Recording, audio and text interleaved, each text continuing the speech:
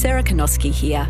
Each and every crime has a story behind it. I was asleep and then I felt this really intense burning. On Conversations, I've met ex-criminals, detectives, crime reporters, victims of crime, and the wrongfully accused. More grenades start coming in and then I hear from a loudspeaker that it's the police. Search for the Conversations True Crime Collection on the ABC Listen app. ABC Listen. Podcasts, radio, news, music and more.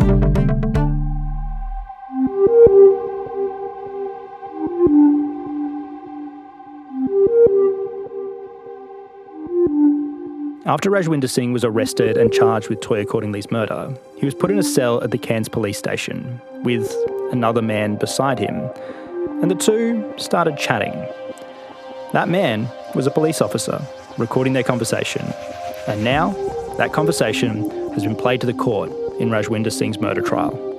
I'm Stephen Stockwell. Welcome to the case of Toyah's murder. The body of Toyah Cordingley was found at Wangetti Beach, north of Cairns. Her face adorns billboards and stickers across the region. Searching for clues in the murder of the 24-year-old pharmacy worker. Alongside the idyllic and isolated beaches. This should not happen to a young woman out there walking her dog on a Sunday. We've had some incredibly dramatic evidence as the Crown has closed its case against Rajwinder Singh. This is a very big moment in this trial, and the ABC's Chris Testa has been there for us following it all. Chris, can you wrap up the last few days for us in 60 seconds? We've been taken back to the watch house cell where Rajwinder Singh found himself after his extradition to Australia from India in early 2023, where he offered his version of what happened that day Toyah Cordingley was killed at Wangetti Beach to an undercover police officer in a recording that he wasn't aware of. And we've spent a couple of days poring over forensic examination of DNA samples connected to the case, learning a bit more about what was found and also what wasn't. And after more than 80 witnesses across 3 weeks, we've now heard all the evidence in the Crown case. Thank you, Chris. Such a big moment of any trial, the closing of a case. You know, we're working towards the final closing arguments. But before we get there, I mean, we've had some, really significant pieces of evidence presented to the court over the last few days. This budding romance, a witness who says police didn't listen to her, and also this recording of Rajwinder Singh in a police station after he is extradited from India and arrested. This is a building that is next to the courtroom, the courthouse that, we've been hearing this entire trial in. There's an undercover police officer who's in the cell with Rajwinder Singh, and Rajwinder Singh starts telling him what he says unfolded on the beach in October 2018. It is a key part of the defence case. Take us there. What did we hear? Well, this was a conversation that we were told, the court was told, went for about 3 hours on an afternoon in March 2023 after Rajwinder Singh was brought back. The undercover police officer who Rajwinder Singh spoke to that day gave evidence, and he gave evidence under the alias Jacob Turner and on a video screen with his camera switched off so he couldn't see his face, the court being told that he's still an undercover operative at the moment. And I guess that kind of sets the scene a little bit.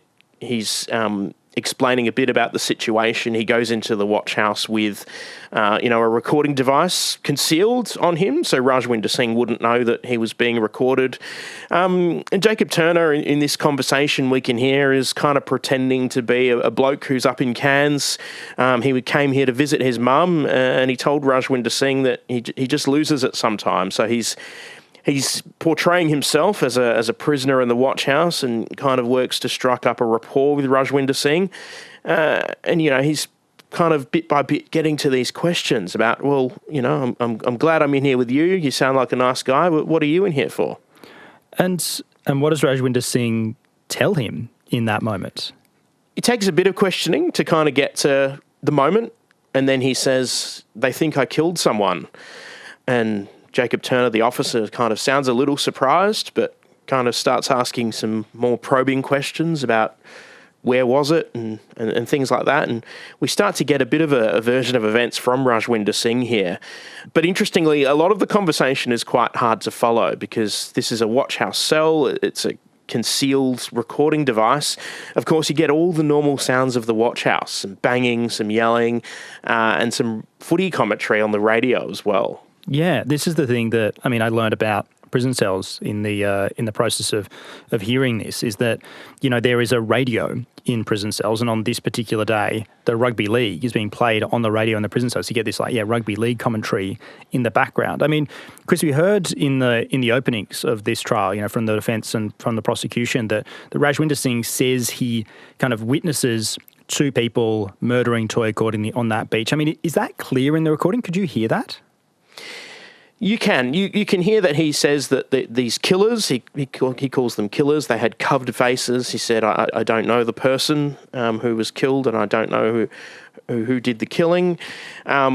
He describes about how running was his biggest mistake, and he says that because I ran, that's why they think I did it. And he mentions being from India. In that kind of rapport building part of the conversation, he said, I'm from Innisfail, I've got, a wife and kids. And he kind of gets to this moment where he's describing about the fear and having to run for his life.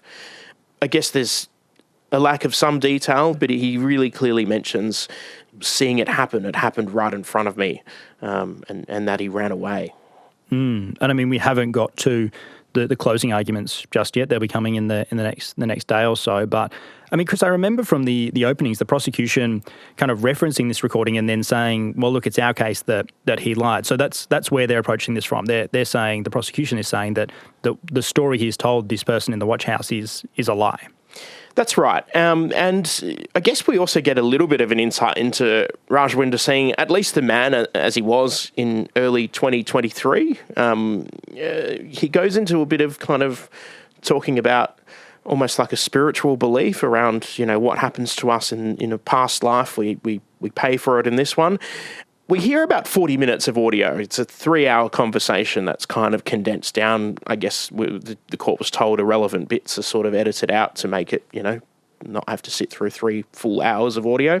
And the jury's given a transcript. So we haven't seen the transcript. I'm not sure exactly what it says, but the jury's given a transcript to follow along this conversation. And it kind of bits go in and out of talking about the incident, talking about Wangetti Beach, and then kind of Rajwinder Singh taking the conversation in other directions. And the jury's been told that the transcript itself is not the evidence. What they hear on the tape is evidence. The transcript is an aid. If they hear something or they think they've heard something different to what's on the transcript, they need to go with what they hear with their ears. Yeah. And the jury was given the transcript before hearing the recording, so they had that and they could sort of follow along with that transcript, right? That's right, yeah. Thank you, Chris. And we talk about, the prosecution mentioning this recording in their openings, also mentioned by the defence, Rajwinder Singh's defence team. It's kind of outlining their defence to the murder charge. You might remember them saying this is an example of a wrong place, wrong time. And as well as this recording, we've had a huge amount of DNA evidence kind of presented to the jury over the last few days. Now, this is what the prosecution says they'd produce to show that, Rajwinder Singh was at Toyah Courtney's grave, DNA from sticks that is more likely to be his than anybody else's.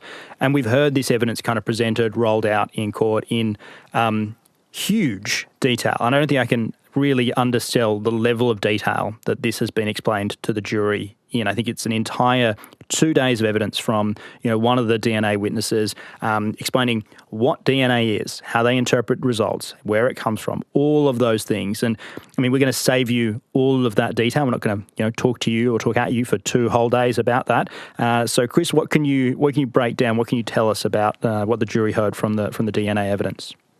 That's right, Stocky. That's Angelina Keller. She's a forensic scientist with Forensic Services Queensland, the Queensland Forensics Lab.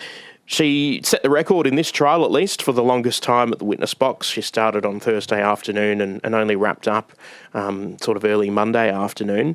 She went through pretty much one by one, kind of the results for every sample that was tested. So we're talking, items from the beach, the blue Alfa Romeo of Rajwinder Singh, the Honda CR-V, the car that was driven by Marco Heidenreich, Toyah Cordingley's boyfriend, and also some clothing and items that were found at Rajwinder Singh's home in Innisfail. So we've gone through, all those items in quite a lot of detail.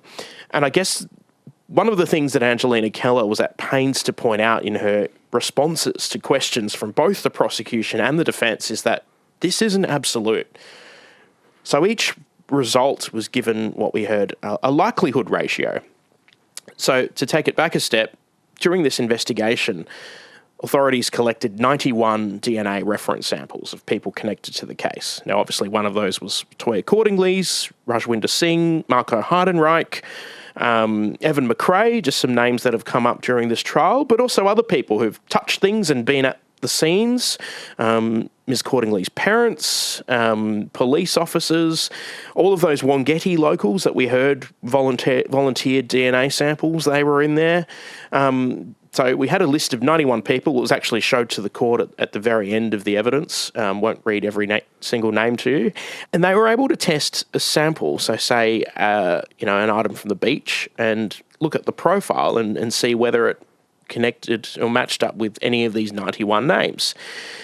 Now, the tricky thing about the results is twofold. One is it's not in absolute, so a lot of people, I think, have this idea that either your DNA is there or it's not. And Angelina Keller was saying, well, look, we present these results as a likelihood ratio. So perhaps one of the most significant DNA results that the Crown is relying on is from a stick that was found at Toyah Cordingley's sandy burial mound that we heard. And there was a sample of DNA taken from that. The result was that it was 3.7 billion times more likely that Rajwinder Singh had contributed to that DNA sample than that he didn't. And that's not to say that it's his DNA or that it's not his DNA. We even heard examples where a DNA sample was greater than 100 billion times more likely to be from, say, Toyah Cordingley or Marco Heidenreich. And that's the most absolute that the evidence gets in this case. Yep. But then there's a slew of other profiles where there was, Angelina Keller told the court that there was such limited information that for all of these names, the likelihood ratios were quite small, closer to the number one, making them far less conclusive than the other results. Yeah, and you mentioned the sticks that are stuck kind of around where Toyah Cordingley's body was covered with sand. This was on like a bit of a slope. And so what we've heard from the prosecution is that these sticks were kind of put at the base of this kind of mound, basically, to stop it sliding off, and then another kind of log or stick that was placed on the top. And are those the sticks, when you're talking about this 3.7 billion, are those the sticks you're talking about? No, so those are I think you're referring to the three logs. They've been called in evidence as log A, log B, and log C. They were also tested and results were presented for them, but this was kind of a jagged stick, which was perhaps more like a branch. So there was a sample taken from that, and that was the one that returned the highest LR, the highest likelihood ratio to have had a contribution from Rajwinder Singh. And Chris, I mean, there were so many people that contributed DNA as part of this investigation, and it sounded a lot like Ms. Keller had kind of gone through a lot of them and were ruling them out. This is people like Marco Heidenreich, Toyah Cordingley's boyfriend, also the folks from around Wangetti Beach that we spoke about in our last episode. Was she saying that the profiles that they got supported those people being non-contributors, so they were kind of effectively ruled out? Not necessarily. Sometimes the likelihood ratio was, she described it as kind of being like a seesaw, tipping to the left or the right, which means it's less likely that they've contributed. In some cases, they were excluded. And I guess quite interestingly was the results in terms of what they didn't find in some places. For example, there was no kind of likelihood ratio of Toyah Cordingley's DNA being found in Rajwinder Singh's car. Similarly, Marco Heidenreich wasn't returning high levels of, likelihood ratio on the beach. We did hear some evidence of Marco Heidenreich's DNA, for example, on the dog lead, which we heard he later took Indy the dog on that lead to the police station when he went there that morning, on a hat which he'd found on the beach. And we kind of heard evidence that when people are domestic partners, it's kind of tricky because they will be exposed, to one another, and DNA can be left in that way. So, for example, we heard that while there's not been any evidence of Marco Heidenreich jumping in Toyah's car at any point, his DNA was, returning a high likelihood ratio from her seatbelt buckle. So there are a lot of different kind of competing inferences here, and the jury had a bit of work to do to kind of pore through the different permutations of what was found and what these likelihood ratios would indicate. And I mean, even after the 2 days of Ms. Keller's evidence, we then graced with another DNA expert from New Zealand. And Chris, am I writing that this is to analyse Toyah Cordingley's fingernails because they couldn't get much from them in the analysis that we're doing in Australia? That's right. We heard about a couple of different pieces of different samples of DNA that were sent to other laboratories outside Queensland for further testing. And some of them were sent to New Zealand for this lab that can test what was described as degraded DNA or DNA that started to break down.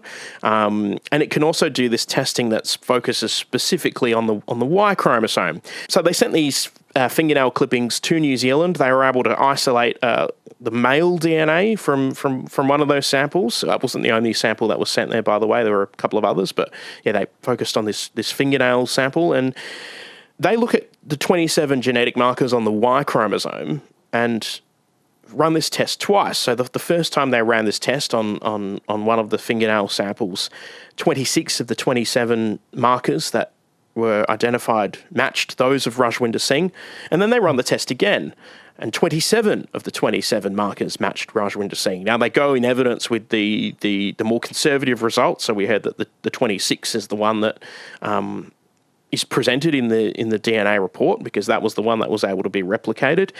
But we also heard about some kind of lower level results again where they were able to isolate fewer of those 27 Y-chromosome markers. So I think one, for example, only 5 were able to be revealed in this test, and they again matched Rajwinder Singh. No, thank you for explaining it, Chris. Like it can be so dense, and the way you've kind of taken us through it there. I want to talk a bit about this guy, Tyson, who's given evidence over the last few days. Now, we've made kind of some passing references to him in the pod so far. He's the guy that Toyah Cordingley was supposed to pick up on, Sunday, October 21st, the day that she was murdered. So she never arrives at the airport. And it sounded like he was quite a big part of her life in the weeks leading up to her death. They had not long met, but they were chatting a lot. It sounded like they had kind of this like budding romance coming out. And, he'd even spent a night at her house while her boyfriend Marco was out of town. And I mean, this guy is a podiatrist or was a podiatrist. And this conversation between him and Toyah started after she came in for an appointment, and then he had forgotten to tell her what shoes to wear, and he looked her up and messaged her after the appointment to kind of give her that information. That's right, Stocky. We heard about this appointment that Toyah Cordingley made earlier in October 2018. She saw Tyson Franklin as a podiatrist, and we heard they kind of struck up a friendship there, actually bonding over Harry Potter from that first initial meeting. And then, as you say, we heard evidence that this kind of, friendship connection escalated to them exchanging hundreds of messages a day, into the night until about 11 p.m, kind of about a week before her death. And, again, the significance of Toyah Cordingley intending to collect Tyson Franklin from Cairns Airport that evening is perhaps centred on this text message. We've heard she sent Marco Heidenreich, her boyfriend, a text message at 3:17 p.m. that day, the 21st of October, letting him know that she was due to collect her friend Tyson. We heard evidence from Marco that he didn't see that text until much later in the evening, and that he didn't know at the time who Tyson was. But it's critical because it's that kind of it's Toyah Cordingley's last known message to anybody. So it's kind of a bit of a time marker, that 3:17 p.m. The Crown case would be that she's still alive at that moment in time.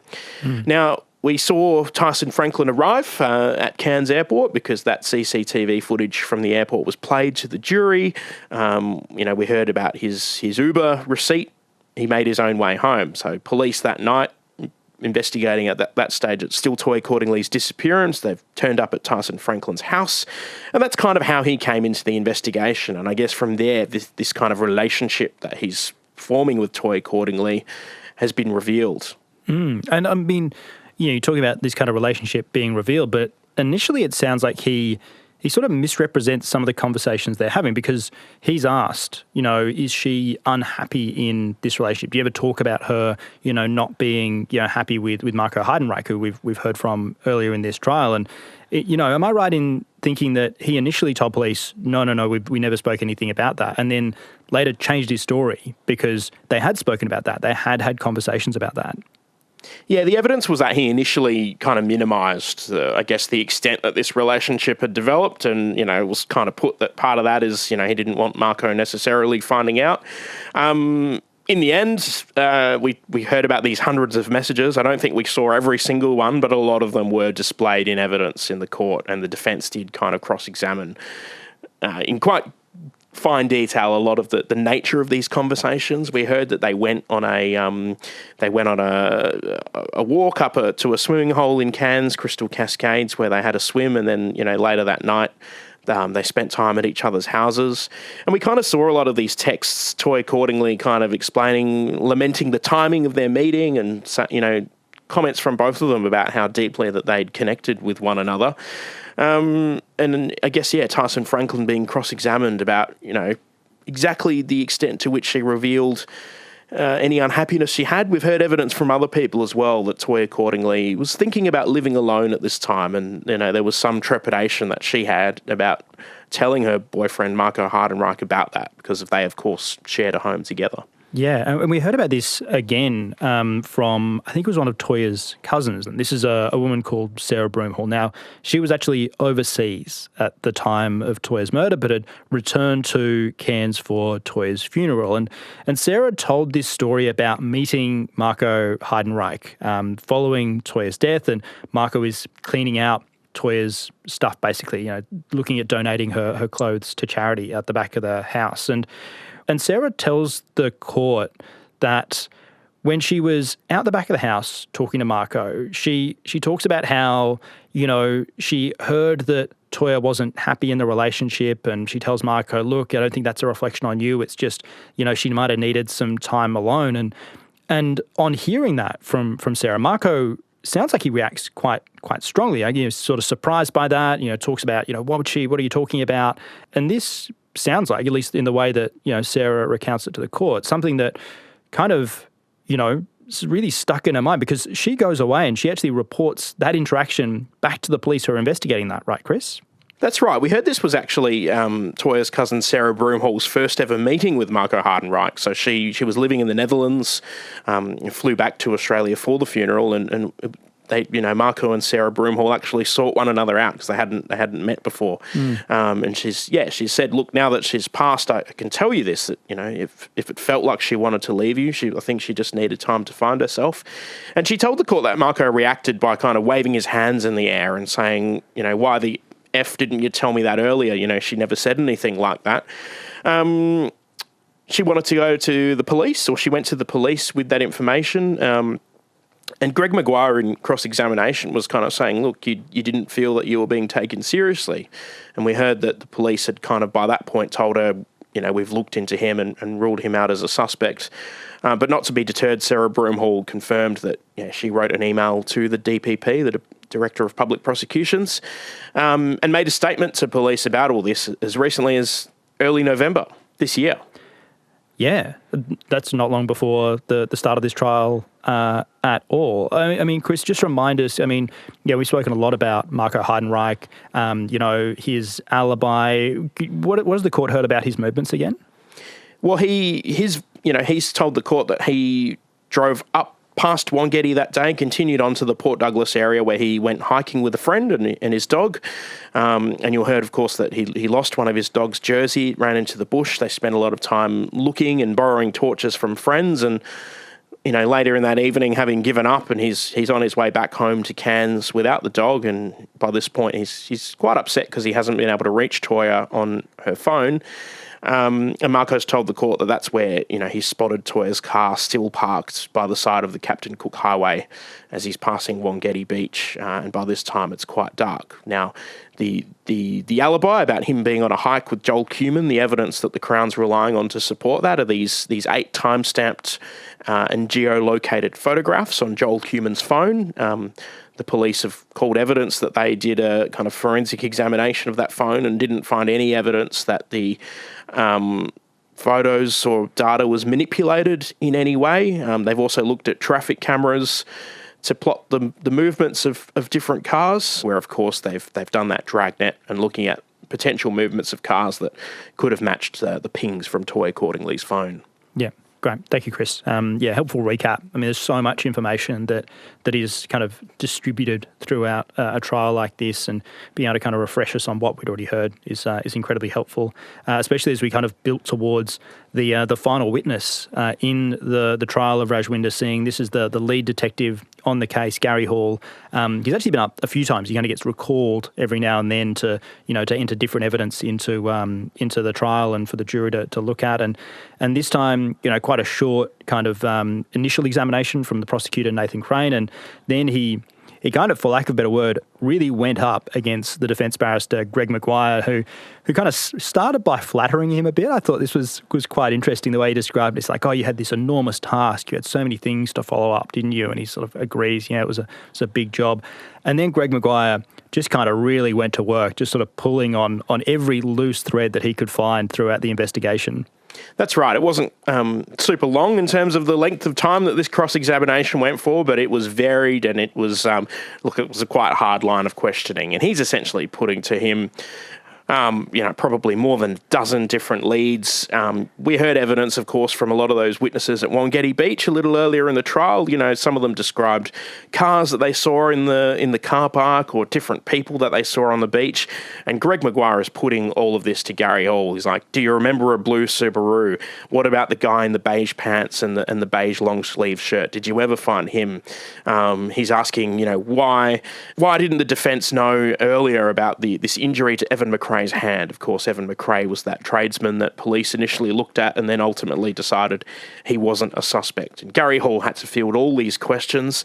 And Greg Maguire here is really trying to probe about all these other possible explanations of people in the area who may have had mental illnesses, who may have had drug problems, who may have had a propensity for violence, and essentially trying to broaden the net of all of the people that the police could have looked at during this investigation. And Gary Hall had to field all these questions about all of the different little tracks of evidence that we've heard about during this trial. Yeah, it's something, when this happens in court, I find myself feeling quite awkward because it's like, well, did you follow up this? Or, well, we sort of, and then what about this? And it's this kind of like, this picking apart and this pulling apart. And Chris, as you say, this is, gives us an insight into where the defence is going with this. And in the next couple of days, we'll be getting into the closing arguments to really hear how both the defence and the prosecution are summing up their various cases. The closing of a case, the final witness, in this case, Gary Hall, is a really big moment, one of the milestones. We can't forget that there is, a young woman who's been murdered at the centre of this. Her family has been in the courtroom, following along, watching all of this evidence be presented. How have they taken this? How have they been? Yeah, look, they've followed along. They're there, every day, ever present. A large number of supporters, as well as, of course, Toyah's mum and dad, Troy Cordingley and Vanessa Gardner, who were among the first witnesses called to give evidence in this trial. And it was, quite harrowing evidence about essentially them being at the beach when Toyah's body was found. There were times that they've actually left the room. Of course, when those photos of the crime scene were displayed, they will get up and leave. And again, during this cross-examination of Gary Hall, again, I noticed Troy Cordingley, get up and leave the room while that was going on. So there are kind of moments that they do decide enough is enough and they are stepping out. Yeah, thank you, Chris. Really appreciate having your view inside this courtroom, really being able to take us to this place and, kind of convey everything, that not just we're talking about, but also that, the family of Toyah Cordingley is watching unfold in this room as well. We're now getting into the closing arguments. This is the kind of penultimate moment of a trial. And this is, kind of a tense moment as well. We wonder, we kind of ask ourselves this question, will the accused, or Rajwinder Singh, be getting into the witness box and telling his story? Will Rajwinder Singh give evidence? No, in short, Stocky, we've heard what we've heard from Rajwinder Singh, which was the undercover recording, and now anything else from him is going to come through his lawyer, Greg Maguire, in the defence closing. So at the end of all the witnesses, the judge's associate formally puts that question to Rajwinder Singh: do you intend to call or give evidence? He stands up. And then his counsel, Greg Maguire, answers on his behalf that no, they won't be doing that. So the case will proceed directly into closing addresses. Okay, thank you, Chris. Keen to kind of figure out how the timing of all of this is going to work, what's going to happen over the next the following days when we'll be back with another episode of The Case Of. But before we get to all of that, we have to unlock the Case Of mailbag, thecaseof@abc.net.au. We have had a heap of questions coming into the Case Of as the trial reaches this kind of critical stage. So, Chris, I want to start with a question here from Alicia. Alicia writes, "Love the pod, such a heartbreaking crime. Can you confirm if Rajwinder Singh bought the plane ticket a long time before he fled, or in the day/days after the murder of Toyah Cordingley?" Yeah, we've heard a lot of evidence about this, Alicia, because it's a critical part of the Crown case and what the Crown says was part of Rajwinder Singh's flight. We actually heard the audio of him booking the ticket on the phone through a travel agency. So it was booked just after 11 o'clock on Monday, October the 22nd. That's the morning after the Crown says Toyah Cordingley was killed at the beach. And it's probably a couple of hours after Troy Cordingley has found Toyah's body on the sand. So he's booked that flight by phone, a couple of phone calls, and he's arranged it to go Cairns to Sydney, overnight in Sydney, and then on to New Delhi the next day, Tuesday, the 23rd of October. Thank you, Chris. Great question, Alicia. And again, these are the kind of questions I really appreciate because it gives us the opportunity to kind of clarify some details and help kind of refresh the timeline and the way events have unfolded in your mind, hearing what's been presented to the court. Chris, another question here from Alison from Janjuk on the Great Ocean Road. "Hi team, terribly sad case you're bringing us this time, but one that is new on my radar as a Victorian. You mentioned that Rajwinder Singh was a nurse and left his job under unusual circumstances before he fled the country. Can you tell us more about that? What sort of nurse was he, and when and how did he resign?" We haven't heard a lot about, his time as a nurse beyond that he did his qualifications at JCU in Cairns, studied there for 18 months and was working at Innisfail Hospital. And then we had a bit of evidence about what he was like to work with. So one of his former colleagues gave evidence that he was a respected and competent nurse and that she felt that he was being bullied. He was being treated unfairly by another colleague. And then there was evidence presented to the court about his resignation, which was essentially in what was described as a disjointed voice message left on the phone of one of his managers at Innisfail Hospital. And this was just over a week after Toyah Cordingley's death. So late October 2018, he's left this message on his manager's phone and she's actually transcribed the message when he's kind of talks about problems with his family and that he doesn't think he's going to come back and he's wanting to arrange for his severance pay and he's left her a Gmail address for any forward contacts. But it's kind of a rambling message and he's kind of just saying, look, I'm not sure I'm ever going to come back and I don't think I'm going to return to my family or Innisfail Hospital anytime soon. Okay, great. Thank you, Chris. Great question, Alison, as well. So thank you for getting in touch from the Great Ocean Road. And Chris, our last question for today's episode from Janelle. "Hi, Chris and Stocky, avid listener of the show since day one. Love it. Do we know if anyone received the reward when the defendant was located in India?" Look, Janelle, that information hasn't been presented to the jury, so I'm not sure. We only heard that a reward was offered in early November 2022, and that gained widespread publicity in India, and then about 3 weeks later, police received information that was able to lead to Rajwinder Singh's arrest at a Sikh temple in northern New Delhi. But beyond that, we haven't heard anything more. Thank you, Chris. Thank you, Janelle. Another great question. If you have any questions yourself, there's something you're wondering about, if there's a little connection that hasn't quite been made in your mind, please get in touch. thecaseof@abc.net.au. I really love hearing from you. Chris, as you can tell, really loves answering your questions. And, when I can answer one, I enjoy it as well. So please get in touch. thecaseof@abc.net.au. Just a little reminder as well that we are running a listener survey at the moment. So please avail yourself of the listener survey. I have since learned I have used that word in the correct context. So please jump in and fill out that survey. It'll be in the episode description of this episode and the other ones we've done over the last week or so, just so we can help make this pod a bit more suited to you. We want to know what you like, what you want to hear on the case of. So if you jump in and fill that out, it'll help us make this pod even more suited to your life. So I would very much appreciate it if you would do that. It does ask you if you use the ABC Listen app, so I will know, but I would just highly encourage you to get behind the ABC Listen app. It is the best way to listen to the case of. Our episodes appear there slightly earlier than they appear anywhere else, and there may be a little surprise coming a bit later today, this evening, overnight maybe. So keep an eye on that. That surprise will appear in the ABC Listen app before it appears anywhere else. Of course, if you are using a different podcast platform, if you could leave us a rating or review, that would be very much appreciated and would make me very happy. It'd also make Chris Testa very happy. He can reflect and bask on that glow while he lets us know where we're off to over the next couple of days. We're about to get into the closing arguments from both counsel. So first, the Crown Prosecutor Nathan Crane will wrap up the case, pointing the jury to, I guess, all of the bits of evidence that the Crown will say they can infer points to Rajwinder Singh as having murdered Toyah accordingly beyond all reasonable doubt. And then once he's done, Greg Maguire, Rajwinder Singh's defence counsel, will have his opportunity to address the jury, I guess pointing to the parts of the case that he say amount to reasonable doubt and make an argument for why they should find Rajwinder Singh not guilty. Beyond that, from there, Justice Lincoln Crowley will spend some time summing up the case, explaining the jury, going through different bits of evidence and talking about the legal aspects that they need to keep in mind as they're deliberating. And then, of course, it will be over to the jury and will be patiently awaiting a verdict.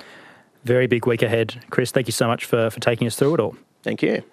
We're going to be back in your feed on Thursday with what is going to be quite a significant episode. Closing arguments likely from both prosecution and defence at that point, probably at least some judges' remarks as well. So make sure you get yourself around that and be back in your feed then.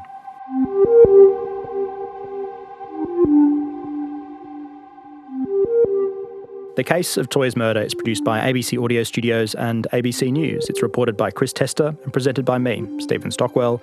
Our executive producer is Claire Rawlinson. This episode was produced on the lands of the Gimoy, Wallabara, Yidinji, Turrbal and Wurundjeri people.